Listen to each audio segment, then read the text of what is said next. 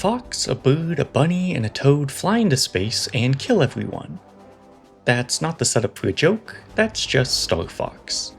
Today I'm playing it on Nintendo Switch 2 for the first time, and counting every single enemy I kill. And let me tell you, saving the galaxy is going to create a lot of widows and orphans. After the backstory and a brief tutorial, we're immediately hired by a dog to fight a war against a crazed ape. This is shaping up to contend against Christopher Nolan and the Odyssey as the summer blockbuster. First stop, Corneria, the jewel of the Lilat system. Liberating the planet takes exactly one strafing run, ending with blowing up a giant mech. Wow, war is easy. This mission nets us 57 kills, and yes, I know that doesn't match the number on screen, but I'll explain that later. After some office politics and another briefing by the Big Bow Wow, we head to the Meteo asteroid field. The final boss here tried to bamboozle us with the oldest trick in the book, but Falco sniffed out his deception. Add him to the kill count, along with 97 others. Mission 3 takes us to Hoth, Ficina, to protect valuable Corneria defense military secrets, and perhaps more incriminating things like General Pepper's internet search history. After a brief dogfight, we engage our rival mercenary group, Starwolf, and absolutely mop the floor with them. Supposedly there's a time bomb about to go off, leading to my favorite moment of the entire story. Fox McCloud simply lands, we pause for 2 dramatic seconds, and then magically the bomb has been defused. I'm not usually one for conspiracies, but this feels awfully convenient. Was there ever a bomb? What did Fox actually find here? Who can say? Regardless, 60 more enemies have been slain. Mission 4 has us flying over Mustafar, Solar. In some diabolical level design, we constantly take damage, as if the planet is a giant poison swamp in the guise of lava. Somewhere Miyazaki is smiling. Suitably, the level culminates with this Dark Souls-esque boss. I'm only playing on normal, but I died twice, proving that even gods can bleed. Another level, another 60 enemy soldiers dead. After a quick beer, Slippy Toad, perhaps the greatest hacker ever, instantly cracks the enemy network. It's time to swap out our R-Wing for a Landmaster, aka a tank.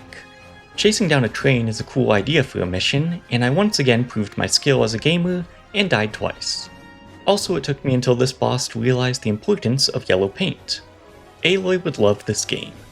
Regardless, the largest kill count yet at 118. Before attacking Andros directly, we have to destroy his Death Star, Bull's satellite. This mission gave me some serious Rogue Squadron vibes, destroying towers shielding the satellite before blowing up its core, and that's another 47 kills. We finally have a clear shot at the planet Venom and Andros himself. After navigating the planet's surface and entering an Indiana Jones-esque temple, we destroy another boss. It's finally time to end this as we square off against the big bad Andros. It's becoming a bit of a tradition now, but I died twice trying to figure out his mechanics, and honestly, I still have no idea how to dodge this attack. With Andros dead, the galaxy is saved. Or is it? The final cutscene hints that we might have been playing into his hand this entire time. Sequel, anyone? So where does that leave our final kill count? These are the 7 campaign levels I played. Corneria, Meteo, Ficina, Solar, Macbeth, Bulls, and Venom. In total, I killed 510 enemies. This is at odds with the 722 hits the game records. This is due to bonus hits awarded when killing certain enemies and bosses, or by killing multiple enemies at once. I watched my gameplay back and removed all these bonus hits, resulting in this more accurate kill count tally. That puts this version of Fox McCloud at 14 out of 31 on the all-time killer leaderboard, just behind the iconic murderer Taizo Hori of Dig Dug 2, and just ahead of Thomas from the House of the Dead remake. Pretty impressive for only an hour of gameplay. For comparison, the original Star Fox on the Super Nintendo only had 138 kills, so yeah, this is a big jump. All of the following praise and criticism needs to be viewed through the lens of me only playing a single run of the campaign.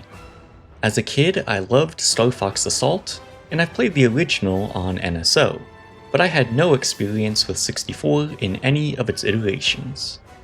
My no nostalgia review is generally positive. For a mostly on-rails shooter, the controls have to feel exquisite, and here Star Fox gets top marks. The R-Wing is responsive and feels great to pilot. The Landmaster I didn't vibe with as much, but it was by no means bad.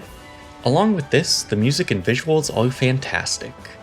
I know the graphical style, especially for the main characters, received a mixed reception, but I grew to enjoy them and view the graphics as a standout in Nintendo's Switch 2 catalog. I did expect a little more of the story, but to be fair, maybe playing some of the alternate routes will flesh it out more. I particularly wanted more interactions with Starwolf, as they felt like a neat foil to Fox and his team. One area where opinions may vary wildly is the value proposition. My first playthrough took roughly an hour.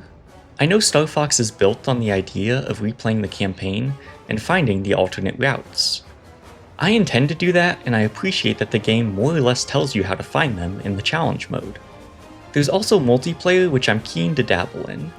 I have fond memories of Assault's multiplayer, and I hope the 64 Remake's take on it will provide hours of additional entertainment. At $50, I feel I will get my money's worth, but if you're unsure, then I'd wait for a sale. Either way, I do think it's worth a playthrough. Thanks for checking out this video. Consider liking and subscribing to stay up to date, and I'll catch you in the next kill count.